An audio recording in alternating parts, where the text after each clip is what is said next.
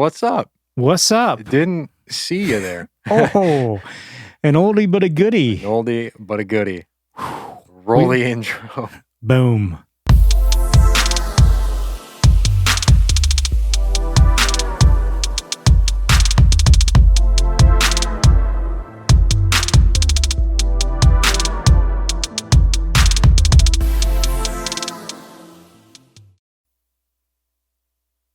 Sick. Dang. Gets Well, better and better. You know, we could do a kind of a quarantine specific intro at some point. Come up with something a little more sick. yeah. Because we're in quarantine. Get it? Something a little more sick. It's like those memes that say, can't get the virus when you're already ill. When you're already The most ill.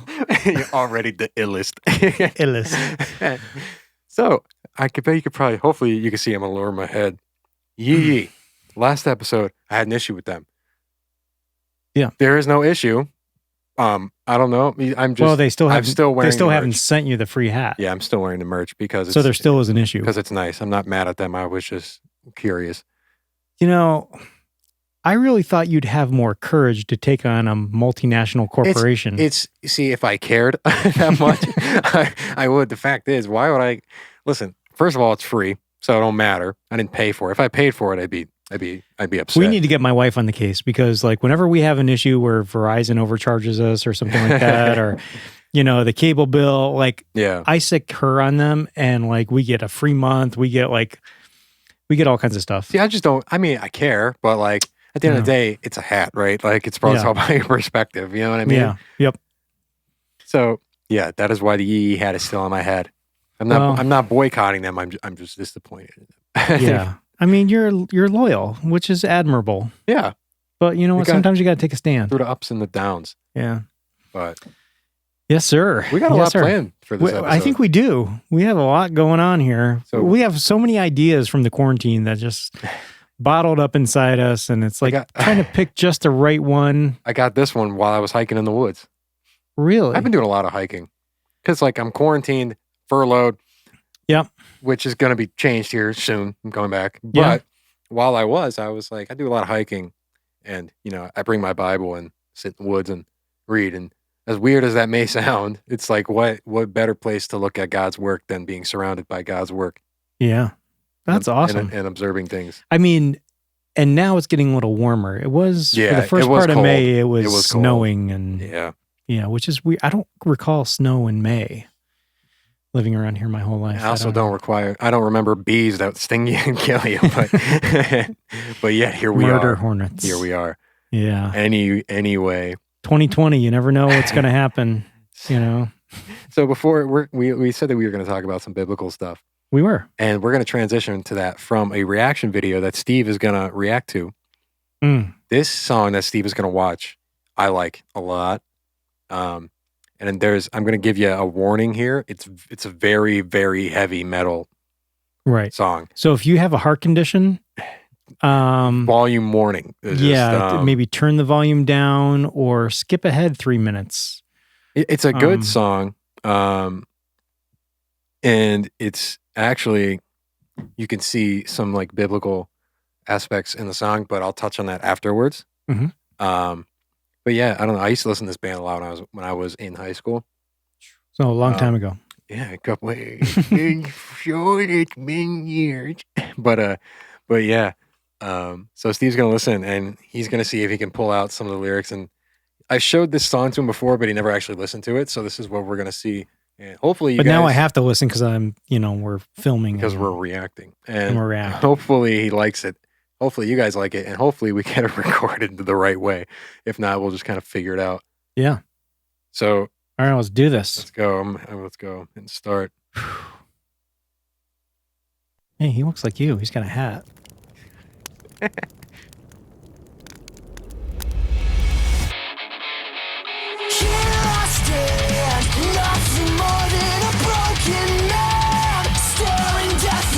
Nice kick drum, man. It's so good. I wish I had that hair that day. Ooh, it's a young Drew. And you can pause it at point 2.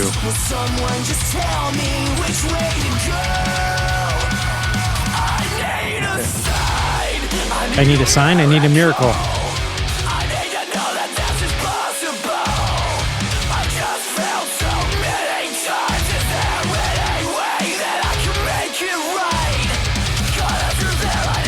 So we'll keep playing it, but initial comment, and like I said, I'm not a boomer, but I'm pretty close. I do have siblings that are boomers. Well, a sibling, my sister. So I actually enjoy Screamo. Do you? Yeah. Nice. So, I mean, but I like it sparingly used. Like Skillet, I am a monster. Yeah. Like, I like that.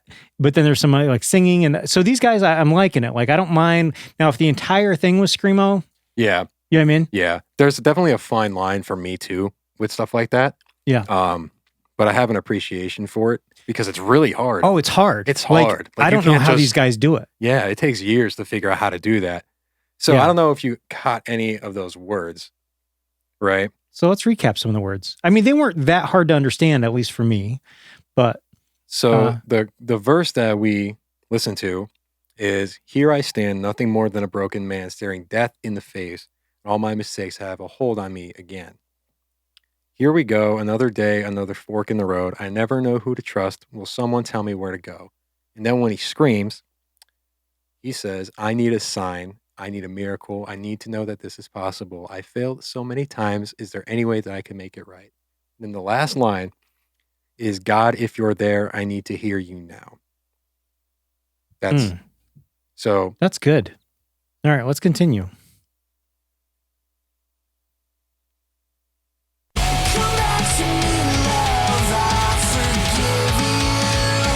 Oh, father-son bonding going on. I like that.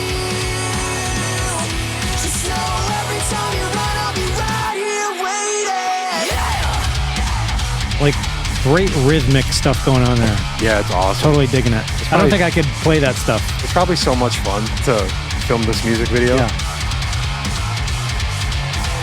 So this, I'm guessing, is the kid growing up. Yep. Dad's not swinging him over his shoulder anymore. Yep. Oh, I think he just took money from his dad. I think he just took money out of his dad's wallet. He did.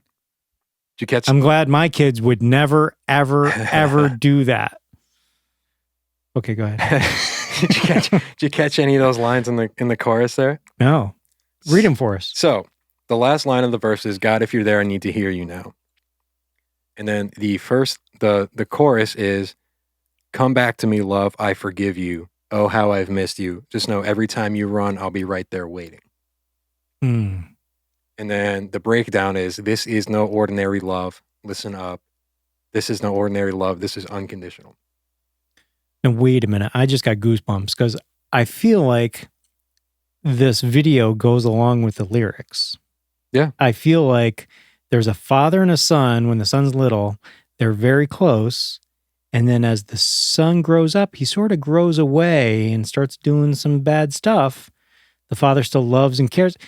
It almost parallels like God and us. Yeah, that's deep. I know. It's so cool. All right. It's very deep. Okay. I'm going to let it play. And then maybe we'll let it play through before the bridge. We'll stop before the bridge. Okay.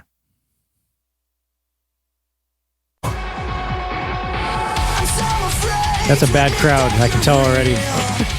They're skater boys. Uh-oh. Dad's going to discover he doesn't have any money to pay for the milk.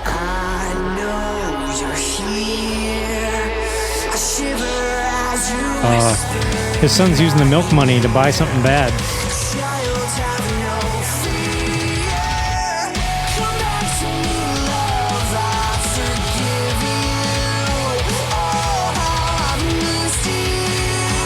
Uh-oh. Oh, they're breaking and entering.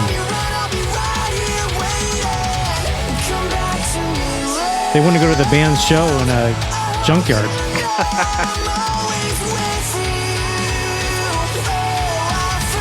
I heard some I Forgive Yous in there. So, in there, this first line is, I'm so afraid to admit that you're real because I'm afraid of what I might feel when your words start to come to life and it brings my demons into the light. Eesh. But I know you're here. I shiver as you whisper in my ear, child, have no fear. That's like relatable for like a lot of Christians. Are they a Christian band? So, I was going to touch. Are they kind of like a Switchfoot sort of Amberlin, where the guys are Christian, but they kind of just do music that you could? I don't know. So I was going to touch on this after the song was over. Oh, sorry. Since we're going with it, it's totally okay. So, the lead singer, his name is Matty Mullins. Yeah, and his father is a head pastor somewhere. Nice. I forget, at like a little church where he grew up. So he's actually a very Christian guy. Yeah. I would assume everybody else in the band is Christian, but he writes all the songs. Gotcha. So most of their songs are actually really good. And it's weird because the message in their songs and the really, the good lyrics are behind all the screams. Nice. So a lot of people, they don't hear the words, they just hear the screaming. They don't listen to what the screaming is saying. Right. So Matty Mullins there's a lot of biblical influences in the music, even though it's not necessarily saying it. Yeah. He does a cover, him, his father, and his brother. I saw that. Do a cover of What a Friend We Have in Jesus. You showed that and it is the best rendition of What a Friend We Have in Jesus. Oh, yeah. Don't at me, because it's true. Oh, yeah. It's I've watched country singers cover it, because usually that's who covers Christian songs, is usually it's country like hymns singers. like that, yeah. But him and his father and his brother. You showed that to me, and I didn't realize that was him from the, but I remember you showing that to me. They kill it. Pre-quarantine. So, and then, chorus again, come back to me, love, I forgive you, how I missed you. This is the whole prodigal son, So, I'm so happy you're picking up on it, see? Wait a minute, if you recall from a previous episode, Drew went deep. Mm-hmm. He went hard in the paint with the prodigal son. So, here comes the bridge, and the bridge is actually pretty calm, pretty quiet. So, let's see what you pick up on this, because I've done a lot of talking.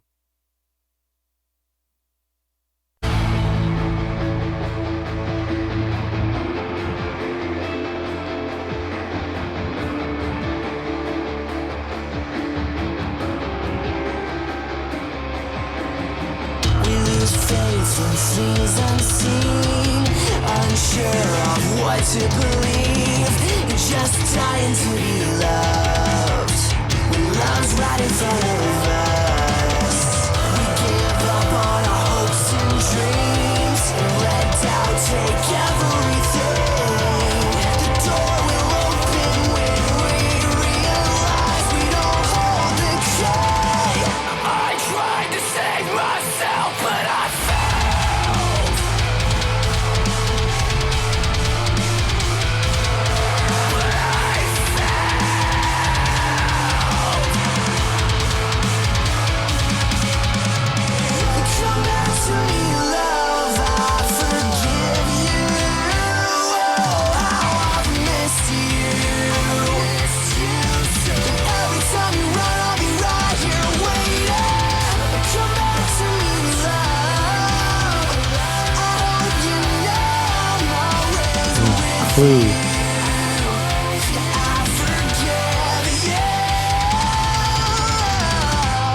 Whoa. There was a lot that just happened there. I don't understand fully the Cheerios flying around, and I think that is symbolizing. Was there an earthquake? Of like his world crashing down. Oh. Yeah. Gotcha. There's a lot going on. That's why I chose this song. Because there's even a lot in, all their other songs. Yeah. But that one, I knew that it would relate directly to something from the Bible, but it also relates to like a lot of like what we feel, obviously. Yeah. But what were your thoughts on the bridge? Well, before we dive into that, the main thing that's sticking out to me is when the kid was little and he was good and he was close to the father, he didn't wear a beanie. And then once he started wearing a beanie, he went down a really bad path. Yeah. So kids, don't wear beanies. Don't wear beanies. Beanies are bad. There were episodes where we wore beanies. I'm just I always knew there was something off about beanies, kids wearing sock hats in the summer. And now I know it takes you down a bad road. And then you're going to have to get Cheerios thrown at you and get punched at a campfire. and all your Cheerios are gonna hit the floor, and then you can't eat them because they're on. Oh my gosh, beanies. Okay, so I have to admit, I totally didn't catch all the lyrics. It's okay. That's why I pulled them up. So, what do we have here? Oh, the bridges. We lose faith in things unseen, unsure of what to believe, just dying to be loved when love is right in front of us. We give up on our hopes and dreams and let doubt take everything. The door will open when we realize we don't hold the key. He's straight preaching there. You know what? That whole door key thing, that's there's an NF lyric that's very similar to that. Like oh yes. Yeah. Like basically like the whole in intro 3, my favorite song ever. Yeah, like he was like, I'm locked in this cage, but I'm the one holding the keys. Mm-hmm. Yeah. So you can let yourself out. We can react to that one too. Dang. I'm loving this. So I think I'm going to start listening to this band. Yeah. Memphis May Fire. Yeah. So I wonder what the name means. Meaning, I'll Google it real quick. So there was a movie called The Memphis Belle about a bomber plane in like World War II. Okay. And I just wonder if that has anything to do with the name or if they're just from Memphis. Let me see. I'm reading. But yeah, yes. It's an interesting name. And Matty Mullins has his own, I believe, Christian stuff. Really? At least. Yeah. Okay. I'll be honest. The only one I listen to is What a Friend We Have in Jesus. I haven't listened to any of the other stuff. Yeah. But yeah, I don't know. I think I do find it interesting, like the origins of band names. Like when we talked one episode about Skillet, and they all kind of came together. They were all in different bands, and it was like throwing them all together in a pot, kind of like a skillet, like throwing together some food in the kitchen. So that's how they came up with the name Skillet. So, according to an interview, the lead singer, Matty Mullins, about the name, quote, it actually means nothing. It means absolutely nothing. They originally wanted to name the band something with, here are their previous band names, and I'm so happy they didn't pick them after reading them. Oh, Captain, My Captain. So they threw all their ideas in a pot. The original idea was Mississippi May Fire. But when it was all said and done, Memphis May Fire just rolls off the tongue. They wanted it to be like Mayfire too as well, like just Mayfire, but they needed something in front of that. Are they from Memphis? No. I believe Matty Mullins is actually from like Washington State. It means absolutely. It's just a cool name. It's just a cool name. Yeah, it means absolutely nothing. Wow. If I were them, I would have come up with a cool story though. Like even if it means nothing, like, hey, we're blinking. Are we gonna run out of battery? Maybe. How long? Did you have a timer on your phone? I do. How long have we been talking for? I don't know. Let me see. I don't know. We definitely 17 minutes, almost 18 minutes. No, I think we're good. What is that battery blinking? No, it's definitely a battery. No, it stopped blinking. Huh. All right then. Yeah. Oh, never mind then. So, yeah. I don't know. They're weird because their older music is very scream intensive. Yeah. But as they get older, they just don't scream as much. I can imagine that just wreaks havoc on your voice. It has to. I mean, unless you know how to, maybe there's a way to do it, but whenever I try to just, even trying to sing like the guy from AC/DC, it's like, how do you do that to your voice and then not have your voice hurt afterwards? Yeah. I know. That's what I'm saying. Bon Scott, right? Bon Scott and Brian Johnson, too. Okay. Yeah, was the newer one. Yeah. Bon Scott died, I think. I took a rock history class in high school. And dude, that's awesome. Yeah. I don't know why. Why did I take rock? Oh, yeah. I took rock history because when I was a senior, I dropped out of a computer programming class because once I realized how stupid computer programming was. Yeah, that's never going to take off. I was like, well, no, the thing is, my teacher that was doing it, she was like 65.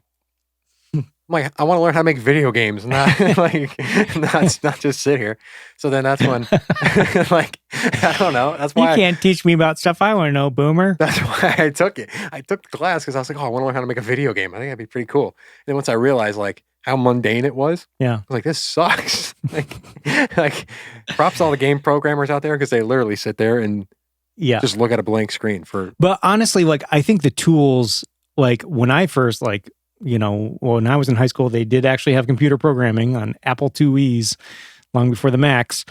But, you coded and things like that. And I actually took a a class in college called Fortran 77, which I don't think they teach anymore. It was another programming language. But I think the tools that are around today is a lot more like the tools actually help you program a lot. You know what I mean? So you're not necessarily writing all your source code from scratch. Yeah. Like you have libraries and all kinds of things to pull from. And then, you know what I mean? So these guys, making these, shooter games now, like I think they're not just from scratch. Like, yeah, you never know. I don't know. They, so there was just some of the games that I used to play, don't play them anymore, but some of their source code got leaked from an old update, which is really bad for gaming. If your source code get leaked, so that way everybody can just change it. Hack into it and stuff. But in the source code, the guys, the programmers were like putting like, this sucks. Why are we doing this? Like, is there comments and stuff like that? Their comments are like, this is the most pointless thing ever. I don't know why they're making me do this. It's hilarious. That's awesome. So anyway, I dropped out of computer programming because it stunk. And my guidance counselor was like, hey, did you ever play guitar? I was like, no. He's like, you want to? I play guitar. I was like, is there any other option? He's like, yeah, you could take a 9th grade art class. I was like, all right, I guess I'm in guitar. He's like, oh yeah, it's guitar 2, by the way. So wait a minute. But that was rock history? No, it was guitar 2. And then the other class that I had to take was rock history, or the art class. Oh, so you jumped right into guitar 2 without ever having guitar 1? Yeah. Dang. And my guitar instructor actually went to the college that I ended up going to. Oh, nice. Which was awesome. Which was a good bond. And we sat down and he's like, listen, like, I know you're not going to be able to play as good as these guys. He's like, so I'm not going to grade you like I would them. He's like, I'm going to grade you just on how much you get better. Nice. And then when I was done, I ended up being one of the better ones in the class. Dude, that's awesome. The other guys who I would say would be better than me in the class shred like you. Like now. So you can play guitar and guitar? Yeah. Oh yeah. Oh my gosh. Yeah, I thought you just played guitar.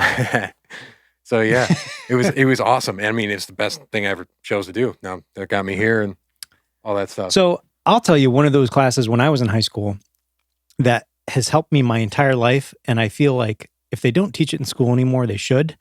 Typing. So I had to fill like a half a semester. I feel like we talked about this before. So I took a typing class, and I actually know the right way to hold my hands and all this stuff. And I can type.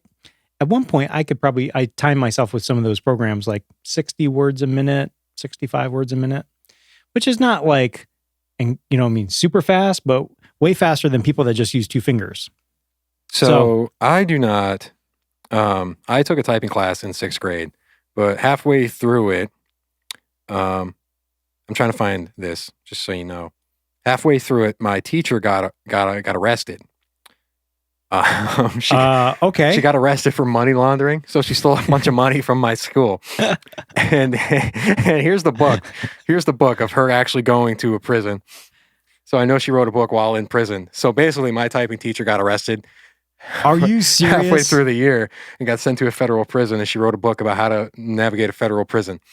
And who charges $39.95 for a paperback? I know that. Well, if you want to navigate a federal prison and gain an early release, I guess. So long story short, my typing was cut short, but I have the where to put your fingers. So I slowly decided to teach myself. So she was arrested while you were taking her class? Yeah, like not in class, thank goodness. But like it was like on the news and we just never went back to typing class. I'm sorry. I'm pulling up the reviews. This book is a waste of time. 1 star. Save your money. I'm retired from federal prison. What are they?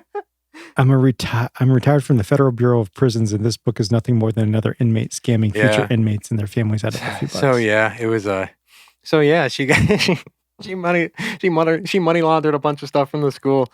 Oh my god. So yeah, she stole a ton of money, and I wish I was making this up. That's why I pulled the book up. So like. Because like that book isn't like famous or anything, but like you would have to know what you're looking for. There's a couple reviews and they're like, "This was my teacher." You might know those people. Wait, do you know Anthony? I might, yeah. she took my phone from me in study hall, and she made it seem like I murdered someone. She was one of my teachers in high school. She took my phone off me in study hall and made it seem like I murdered someone. So now I'm not buying your book, Mrs. Barrett. You only get 1 star. Ooh, past coming back to haunt you. That's so funny. Take their phone in study hall and they That's give so you great. 1 star at Amazon. You took my phone. Dude, you got to leave her a review. Say, I feel like my typing skills could be further along if you hadn't gotten arrested. You during ruined my typing skills. I could have been a highly paid secretary at this point in my life. It used to take me forever to type essays in college. Because it's her fault. Because like I used to like try. Give her 1 star. Not really. Playing guitar actually helped me a lot with my typing. as weird as that is. Oh my gosh. Oh man. Wow. That's a crazy story. See, I did not talk about the Bible. I did not know that about you, Drew. Yeah. So, Mrs. Barrett, what's up? But wow. I wonder if she's out. Well, she wrote a book about gaining early release, so I hope she's out. I wonder if it helped her. We should get her as a guest on the podcast. No. Imagine the clickbait title we could have. She could finish your typing teaching. She could be like, "All right, Drew, where did we leave off?" Stephen Drew interview a felon. Where did we leave off? We left off on the left hand. Okay, so we're going to start on the right hand. I used to be so bad at it because it wasn't something that came naturally to me. So she used to be like, "Oh, you need to do better. Can you imagine if they taught the class and it was like they started with the left hand, so you got really good at that, and then you were doing this with the right hand, like with 1 finger, and then she got arrested and you never moved on. So people watch you type and you're wicked fast on the left, and then you're like ding ding ding ding ding. For you people just listening to this and not watching, that was my left hand was moving really fast. And my right hand was just the 1 finger. What kind of sound is that? Steve, we got to make you a rapper because that's what modern day rappers do. Sup? Oh my gosh. We were going to talk about the Bible. We were going to talk about the Bible. There was some theology in the Memphis May Fire, I think. It really was prodigal sons type stuff. And when I'm preaching one day on stage, I'm gonna look out in the audience and I'm gonna see you, and the first thing that's gonna pop into my head is "Dirt." I'll hold up a sign and it just reads "Dirt." I don't even know how you spell that. I can't breathe. But, I'm sweating. It's so hot. What?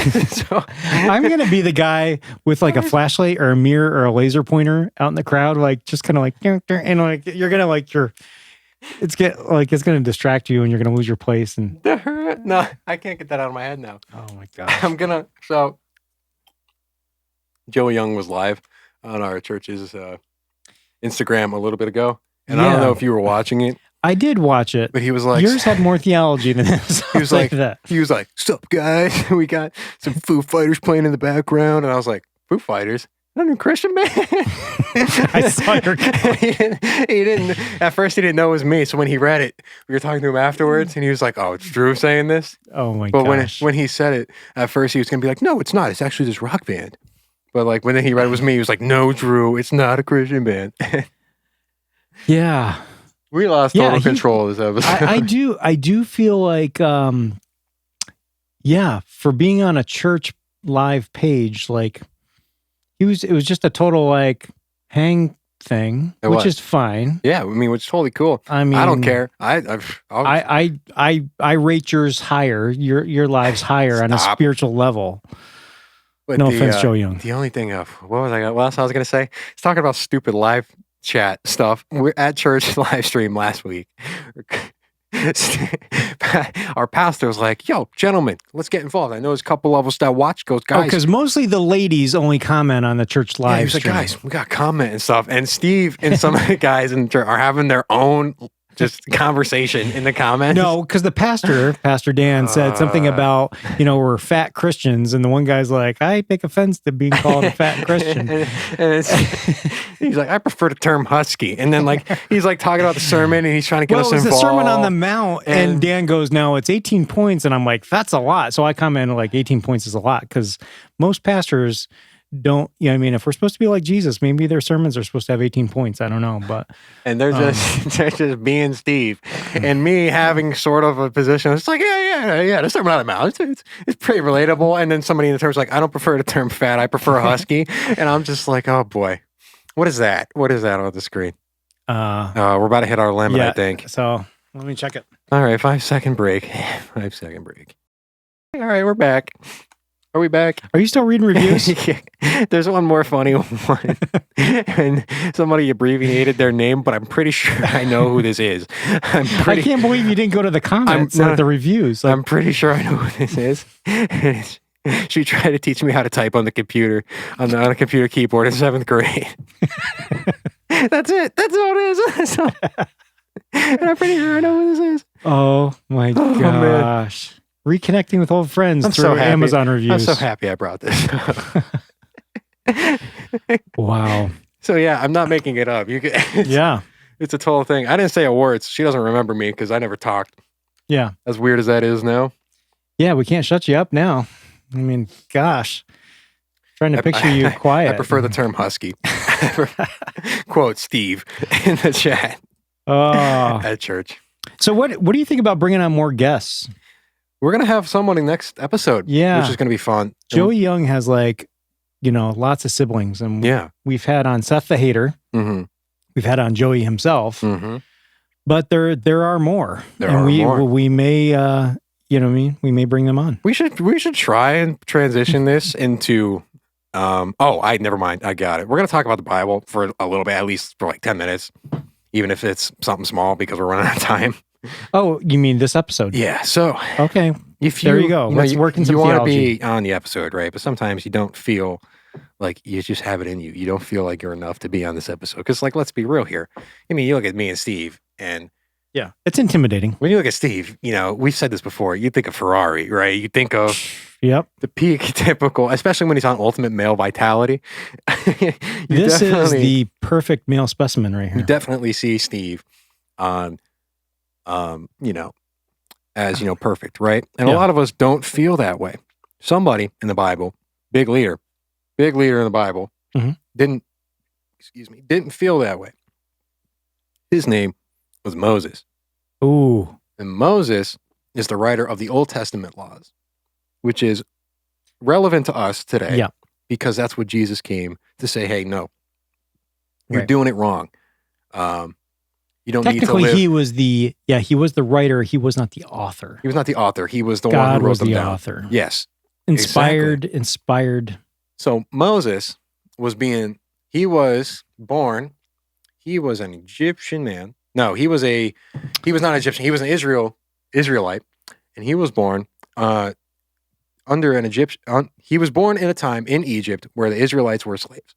Yes. And at the time, there were too many Israelites, and the Egyptian government was afraid. Yeah, because they were multiplying like crazy, like rabbits. Like crazy multiplying. And anyway, so Pharaoh's like, hey, listen, they're going to overrun us. So no men born in this time period are going to, when they're born, they're just killed. Yeah. So Moses' Any mom male babies. They weren't men at that point, but yeah. Yes. Male babies. I'm here to correct every step of the way. So you're welcome. Moses was So he was born, and his mom hid him for 3 months, and she couldn't hide him no more because it's hard to hide a 3-month-old. So she sets him floating down a stream, and Pharaoh's in a basket, I believe, daughter found out. So yeah, he showed up in the side of the river. Tissues. We do over there. I need one. I'm gonna go get one. Yeah, go get one. So Moses, see if I can fill in some gaps here. So Moses was put into a basket by his mother. Nope. Up higher. There you go. So put into a basket by his mother and sent down the river in hopes that somebody would find this baby and take care of it. Now, I don't know what baskets were like back then, but I think of the wicker baskets we have around our house right now. I don't think they would float down a river. So she had some kind of waterproof, rubber basket or something. But so anyway, so Moses shows up in some cattails or reeds or something like that. And who finds the baby in a basket? Pharaoh's daughter. Yeah. So they raise him up. Raise them like they're his own. Yeah. Their own. And, he grows up. Okay. And one day he's grown up and goes out to the field where his own people were. He watched them. So he was basically raised as royalty in the palace. Yes. Egyptian palace, yeah. He goes out, sees him working, and he sees an Egyptian fighting with a slave, like duking it out. So he kills the Egyptian because, like, mess with his people. I think the Egyptian was like beating the slave. Yeah. So he kills him, hides his body in the sand, and goes back the next day and sees two Hebrew guys, right? Fighting. Yeah, Israelites fighting over. Yeah, Hebrew. They're called Hebrews as well. So they're fighting, and Moses is like, "Yo, what are you doing fighting your own people? Like, come on, man! Like, we're not supposed to do this." And the guys are like, "Oh, what? Who are you? Who made you judge over us? You killed that Egyptian guy yesterday. You can't tell us what to do." So Moses is like, "I'm getting out of here before the Pharaoh finds out." Yep. Which is exactly what he did. He got out of there before the Pharaoh found out. So Moses he flees to this place called Midian, and he's just chilling. Yep. Tending the flock of some his father-in-law's flock. He married a girl there. Married somebody, and all of a sudden he sees this bush, and it's on fire, but it's not burning up. Yep. So he's like, "Whoa, I gotta go see this bush. Like, it's on fire, but it's not burning. It's pretty nuts." So he's gonna go over and he's gonna see it. So then God saw that he had gone over to look, and he calls to him from the bush. He's like, "Moses." Moses is like, "Here I am." And God's like, "Don't come any closer. Take off your sandals. This place where you're standing is holy ground." So God says, "I'm God," all this stuff, God of Isaac, Jacob, right? Yep.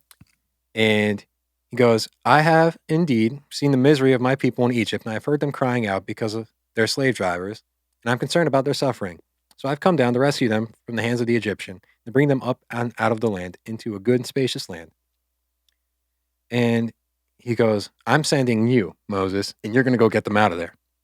And Moses says this, "Who am I that I should go to Pharaoh and bring the Israelites out of Egypt?" Moses is like, "Why me? Like, why are you calling me to do this?" Right. And God's like, "Don't worry. I'm going to be with you, and this will be a sign I've sent you." And Moses is like, "Okay." So I go to them, and I say to them, "The God of your fathers has sent me to you." And they ask me, "What is his name? What shall I tell them?" So God's like, "Moses, tell him I am who I am. Tell him that I am sent me." So God said, go to Moses. Say to the Israelites, "The Lord of your God, the fathers, the God of Abraham, the God of Isaac, and the God of Jacob has sent me to you." And he goes and he's like, "Listen, go get people, go get them out of there. Don't worry, I'll be with you." So Moses is like, "I need some signs." So God goes and gives him some signs. I'm not going to touch on them because of time constraints, but he gives him some signs.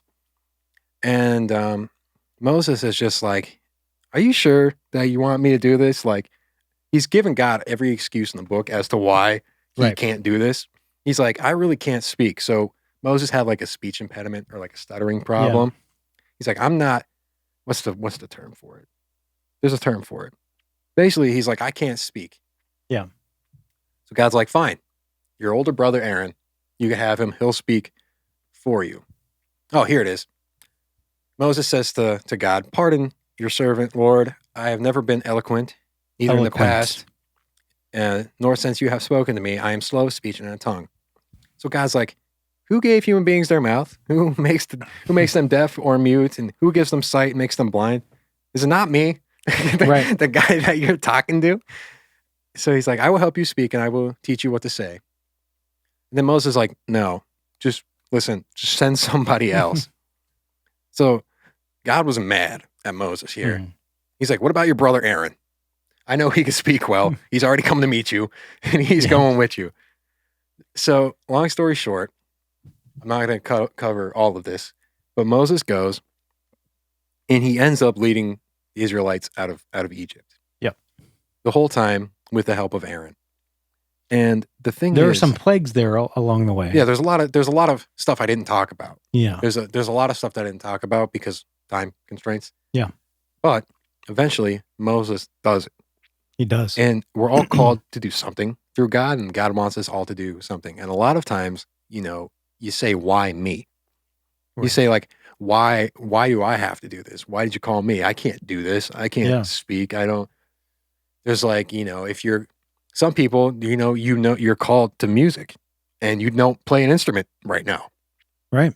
why am I called to be a worship leader? And I don't know how to play guitar. Like, I can't sing, or, why am I called to preach? I can't talk. I stutter, all that stuff.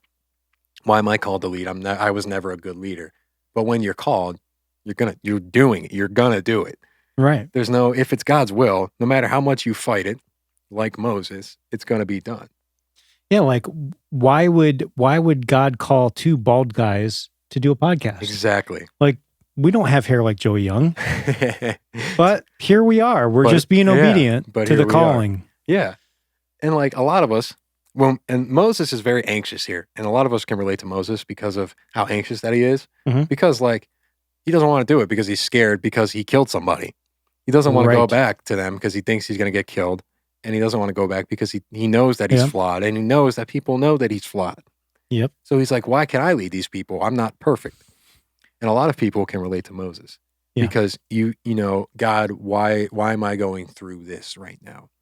Right. Why is this on me? Why do you want me to do this? I am not perfect. I am not this. Even with the situation that we're in right now with COVID, this is a situation to stop and recognize what we do have. We can't go out, but God put us in this situation to grow closer with people and grow closer with Him. Yeah. If we look about society now, it's like before COVID, nobody was thankful for anything. Like, let's just be real here. Yeah. Nurses never got any recognition. Nope. Now they do. Now when the going gets tough, now they do. They get like free coffees. Yeah. At Dunkin'. And the thing that that's how it always should have been. And people take for granted time with family. And now when you can't have it, now it's like, oh man, I should have spent time with my family more. It is. I mean, you're right. It's so unprecedented, like what we're experiencing right now. And it's just totally, it's put the whole world upside down, like in terms of like making people realize what's important and what's not important. You know what I mean? Yeah. It's crazy. It is. And I don't know, it all depends on how you look at things, right? But as Christians, we know that God's in control no matter what. So no matter what we try to do, God's got our back, right? So like, as much as we need to take our time and we need to evaluate our situation. You good, Steve? When you were talking about this, Craig Rochelle does this, like when he first started talking about the quarantine and coronavirus, he's like, this didn't catch God by surprise. He wasn't up there doing the one-handed clap, like where you have, like, oh my gosh, where did this virus come from? Like, I was over here paying attention to the politics, political race of 2020, and like, I didn't even see this thing coming out of China. Like, this did not catch God by surprise. Yeah. You know what I mean? Yeah. So whenever like it caught us by surprise, obviously. Yeah. But it didn't catch God by surprise. So when you were talking, I just started laughing because I was thinking about Craig Rochelle. And it's so true, right? So, when God's got our back regardless, we need to stop. And this is where we grow in our faith. And that's something that I talked about on my church live stream in the church video that I had to do. Yeah. But it's every day that we get up is a step of faith that we either take or we don't. Yeah. People, when you commit your life to God, you get up on that one day and say, you know what, I'm going to turn my life around. But what you don't know is that it's an everyday thing. Right. It's an every morning thing you get up. It's like, you don't get up today. And you could literally say, I'm just not going to be a Christian today. And then you just do bad stuff. And the next day you get up and it's like, oh, okay, now I'm going to follow God. It's not supposed to be like that. No. At the end of the day, that's how it is. Like, right. It's not always a conscious, like, I'm not following God today. It's just like. It's you just forget to do so. And you get to make a statement and you forget to pray and all that stuff. But either way, a lot of us, when we're after, maybe there's like a month or two or a span of things where we're like, why should God use me? Like Moses. Yeah. You know what I'm saying? And the fact of the matter is, everything that happens just happens for a reason. Yeah. And that's even in Ecclesiastes. I've read Ecclesiastes recently. Because Ecclesiastes was the first book I ever read. Yeah. And Ecclesiastes. We talked about that. It was horrifying. So I read it again with the foundation it's all meaningless. of Jesus. Yeah. And he says, everything is meaningless. Okay? Yeah. But he does, when he says everything is meaningless, he means everything. As in worry, as in being anxious about things. He doesn't say that outright, but if everything is meaningless, that means worry is meaningless, being anxious is meaningless, wondering what's going to happen is meaningless. Yep. Basically, the entire book of Ecclesiastes to me is a real man, right? Not necessarily a heavenly man, if we break it down, like a man from our standards, living life and eventually coming to the conclusion of what Jesus says in the Sermon on the Mount. As weird as that is, it's like basically Ecclesiastes, the best thing we could do is enjoy what we do because that's a gift from God. What we do is a gift from God. As in, don't worry about it because it's a gift from God. And the one thing in the Sermon on the Mount that sticks out is do not worry about anything, what you wear, what you will do, what you eat. And I'm just like, wow, that's a lot. I mean, that's the conclusion I got for it. That's why the Old Testament is important, but you need to have a solid knowledge of God and what Jesus did before you go and read that. Yeah. So you may be feeling like Moses as to why am I called to do this? Because in quarantine, maybe you're called to do something that you never knew. Maybe you were dabbling in something and you're like, you know what? I like doing it. I'm called to do this. Yeah. And you may be maybe thinking, you're called to home improvements. Cutting your finger off. But yeah, at the end of the day, like a lot of us feel like Moses and a lot of us can relate to Moses with the way that he feels and the way that, why am I called to do this? Why is this a thing? But at the end of the day, God's in control because Moses let him out. Yep. Moses led them. He had help, right? Oh, yeah. God gives you help along the way because he's there for you. Yep. But he did finally obey. And it's a big faith step with Moses, after all his excuses, he finally was like, fine, he did it. Yeah, I'll do it. Finally. Yeah. Which is a big faith step for Moses. He exercised his faith just how we all should be in this quarantine stuff. Yep. Absolutely. No, that's great. And I have kind of a confession to make.